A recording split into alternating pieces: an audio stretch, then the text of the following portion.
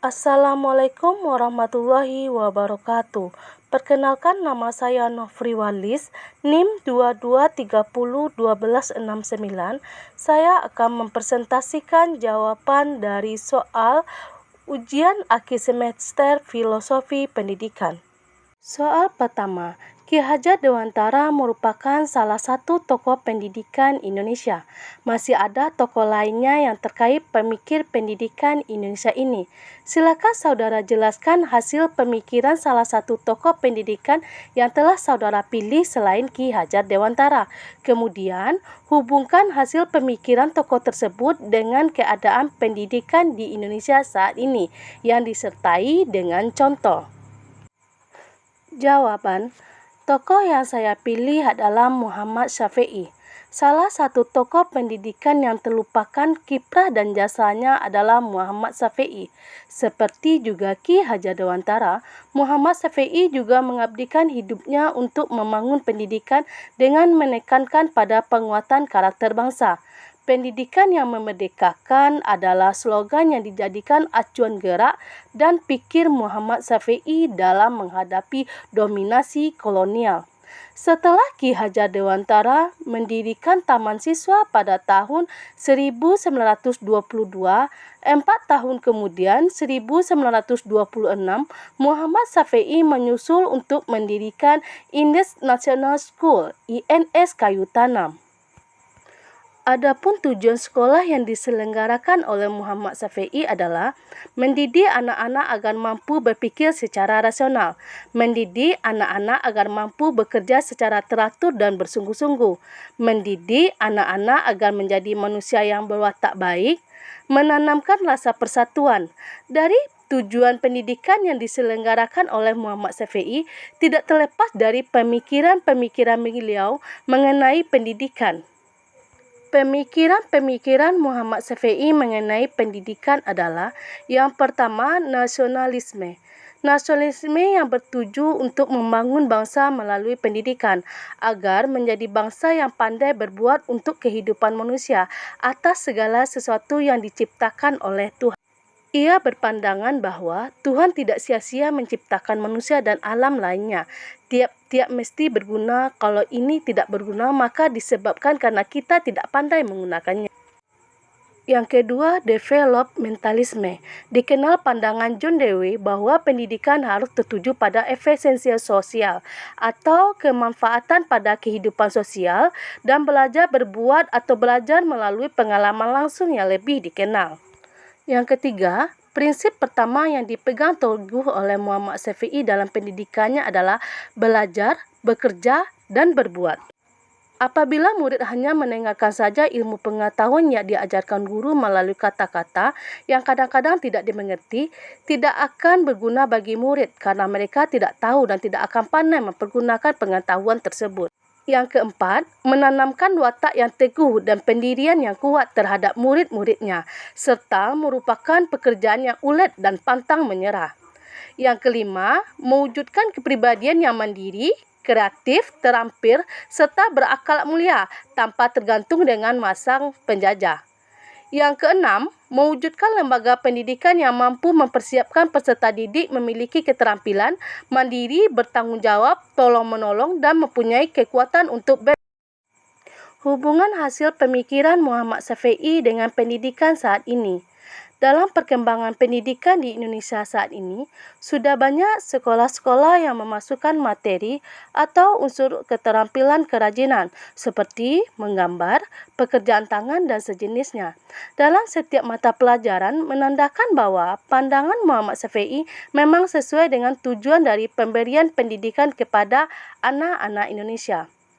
Ruang Pendidikan INS Kayu Tanam juga menyelenggarakan usaha lain sebagai bagian dari mencerdaskan kehidupan bangsa, yakni penerbitan sendi, majalah anak-anak, buku bacaan dalam rangka pemberantasan buta huruf atau aksara, dan angka dengan judul kunci 13, mencetak buku-buku pelajaran dan lain-lain. Usaha-usaha ini berperan besar bagi perkembangan pendidikan di Indonesia saat ini.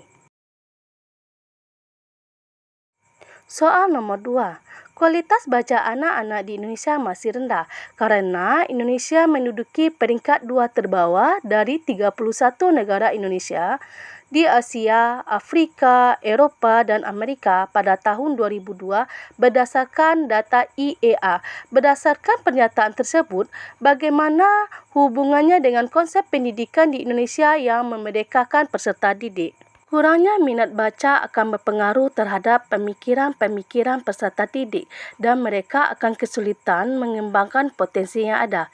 Sebab pendidikan yang memerdekakan adalah proses pendidikan yang menuntun murid di dalam mereka mengembangkan potensi-potensi positif yang ada, yang dilandasi dari kebebasan di dalam mengeksplorasi potensi-potensi tersebut, bebas dari berbagai tekanan, baik dari dari dalam diri individu murid tersebut maupun dari dalam luar diri. Hubungan dengan konsep pendidikan di Indonesia yang memerdekakan peserta didik adalah, jadi untuk meningkatkan minat baca peserta didik dapat dilakukan adalah dengan meningkatkan literasi dengan menyediakan berbagai macam koleksi buku atau jenis buku yang beragam seperti buku fiksi dan non-fiksi dan memotivasi siswa untuk meningkatkan minat bacanya. Jika dikaitkan dengan pendidikan yang memerdekakan di sekolah, pihak sekolah bisa menyediakan pojok literasi. Pojok literasi menyediakan buku-buku yang beragam, baik buku fiksi atau buku non-fiksi. Jadi sebelum proses mengajar, siswa diberi kebebasan membaca buku di pojok literasi. Mereka akan merasa senang untuk membaca tanpa adanya tekanan. Hal tersebut dapat meningkatkan minat baca peserta didik. Pertanyaan nomor 3. Krisis karakter generasi muda saat ini telah mengancam nilai karakter bangsa Indonesia. Jelaskan bagaimana upaya yang dapat dilakukan seorang pendidik untuk membentuk karakter peserta didik menjadi warga negara Indonesia yang martabat dan beridentitas. Jawaban soal nomor 3. Pendidikan karakter adalah suatu sistem pendidikan yang bertujuan untuk menanamkan nilai-nilai karakter tertentu kepada peserta didik yang di dalamnya terdapat komponen pengetahuan, kesadaran atau kemauan serta tindakan untuk melakukan nilai-nilai tersebut.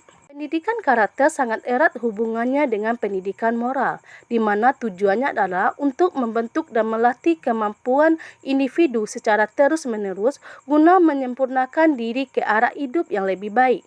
Upaya yang dapat dilakukan seorang pendidik untuk membentuk karakter peserta didik menjadi warga Indonesia yang bermartabat dan beridentitas adalah: upaya yang dapat dilakukan seorang pendidik untuk membentuk karakter peserta didik menjadi warga Indonesia yang bermartabat dan beridentitas adalah: yang pertama, menerapkan program K3, kebersihan, keindahan, dan ketertiban.